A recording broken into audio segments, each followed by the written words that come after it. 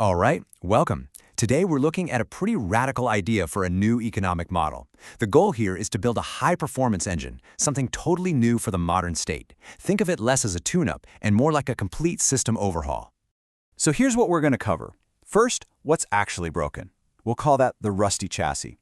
Then, the tough medicine, the great divestment. After that, we'll get into how you can keep control while still getting global money. That's the sovereignty lock.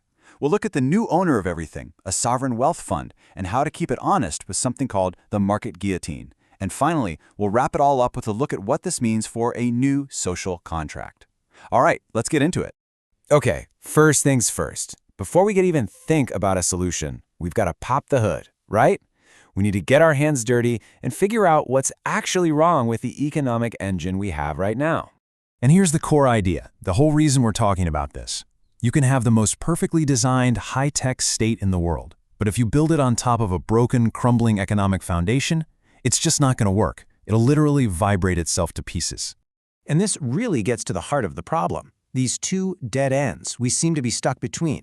You've got the old left, driven by this kind of nationalist pride, just burning through your tax money to keep these inefficient, bankrupt state companies alive.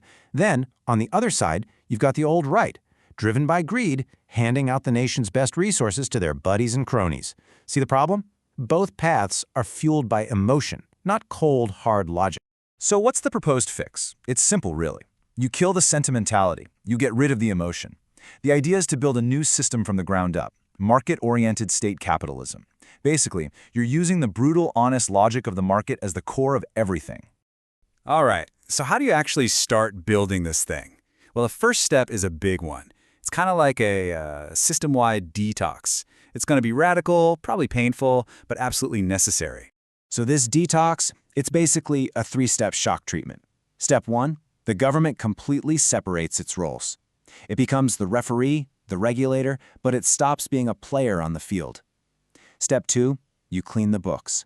The state takes a huge one-time financial hit and absorbs all the toxic debt from these strategic companies to give them a fresh start. And then, step 3, and this is the big one, you throw them into the deep end. You list 100% of these companies on the public stock market. This forces them under the microscope of international auditors and the brutal, unforgiving logic of Mr. Market. Suddenly, there's absolutely nowhere left to hide. Okay, but hold on a second. If you list everything on the stock market, aren't you just selling off the country to the highest bidder? Well, not exactly. Not if you build in what's called a sovereignty lock. And the tool for this lock is actually something pretty well known in finance, but it's used here in a really clever way. It's called a dual-class share structure. The whole point is to separate who gets the money from who makes the decisions. And here's exactly how that works. You have two types of shares. Series A shares have all the voting power. They're the steering wheel. And these can only be owned by citizens, national companies, and the new sovereign wealth fund. Control stays at home. Then you have Series B shares. These are for everyone else, all the global investors. They get the economic rights, the dividends, the profits, but they get zero votes, zero say in the company's strategy. So you see, you get to tap into all that global cash, but you never, ever hand over the keys to the car. So if citizens and national groups own the controlling shares, you have to ask, who's the biggest national owner of them all? Well, this is where the new heart of the entire economic engine comes in, the sovereign wealth fund. Now, this is not your grandpa's state pension fund, okay? This thing is run by finance experts from the academy. Think data scientists and quants, not politicians. And they have one job and one job only, maximize profit. The government can't just dip into it whenever they want. They can only take out a very strict 4% of the average annual returns to pay for things like pensions or education.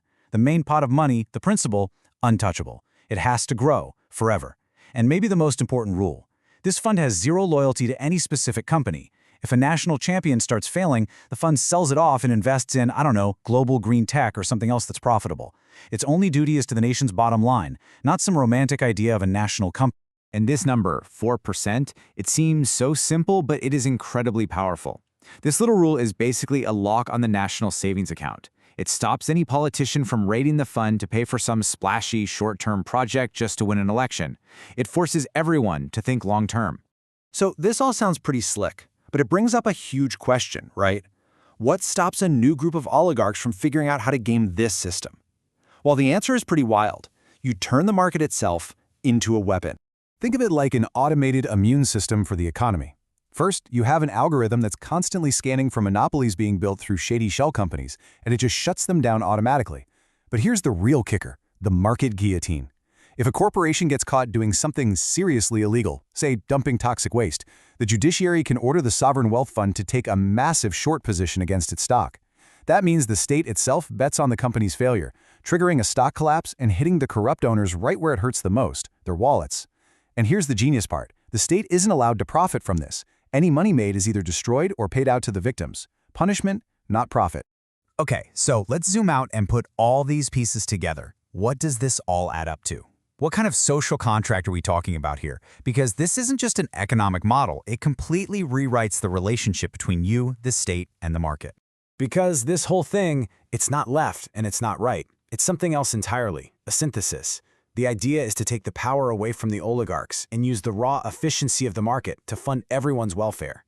It's like it's saying, we don't care about the tree, we care about the fruit.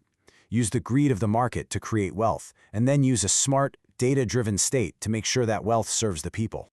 And that leaves us with a really fundamental question. Is national wealth a political promise that's always meant to be broken, or is it a mathematical calculation that can actually be solved? This system argues it's the latter. It's an attempt to build a machine where the only way for the state to be wealthy is by being fair and efficient. It tries to align the engine of greed with the well-being of the citizen. It's about making prosperity a feature of the code, not a flaw in human character.